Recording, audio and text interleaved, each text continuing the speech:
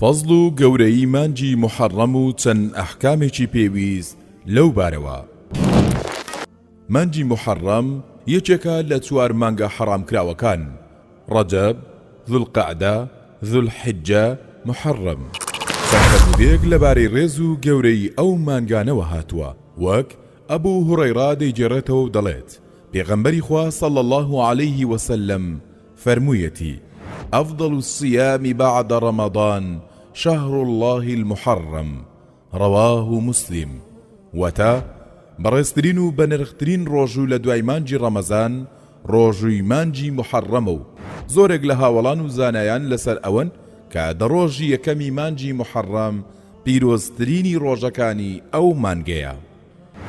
ئیمامی بوخاری و مسلم لە ئیبن عەباسەوە ڕیوایەت دەکەن کە کاتێک کە پێغەمبەری خوددا صلی الله عليه وسلم هاتە مەدینە، بینی یەهودیەکان لە ڕۆژی دەی محەڕەمدا بە ڕۆژوو دەبن. پرسیاری کرد و فەرمووی: بۆچی لەو ڕۆژەدا بە ڕۆژوو دەبن؟ وتیان: ئەو ڕۆژە ڕۆژێکە کە خودای گەورە موسا و گەلەکەی لە فیرعون ڕزگار کرد و فیرعون و دار و دەستەی لە ئاودا غەرق کرد. پاشان موسا عەلەیه السەلام لە شوکرانە بژێریدا بە ڕۆژوو بوو، بۆیە یەهودیەکانیش ئەمڕۆ بە ڕۆژوو دەبن. دواتر پێغەمبەر صلی الله عليه وسلم فەرمووی: ئێمە شایستەترین بە موسا لە ئێوەی یەهود، کەوابوو بۆ مسلمانان شایستەیە لە دەی محەڕەمدا بە ڕۆژوو بن.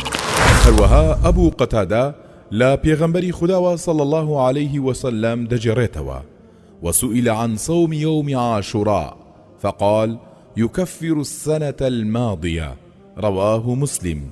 پیاوێک پرسیاری کرد لە پێغەمبەر صلی الله عليه وسلم سەبارەت بە ڕۆژووی عاشورا واتە دەی محەڕەم.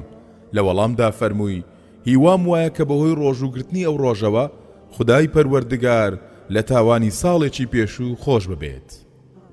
و سەبارەت بە ڕۆژووگرتنی نوێی محەڕەم، ئیبن عەباس ڕاستەوخۆ لە پێغەمبەرەوە ڕیوایەت دەکات و دەڵێت پێغەمبەر صلی الله عليه وسلم فەرموویەتی: ئەگەر مام و تەمەنم درێژ بێت، ساڵی داهاتوو ڕۆژی نوێی محەڕەمیش بە ڕۆژوو دەبم.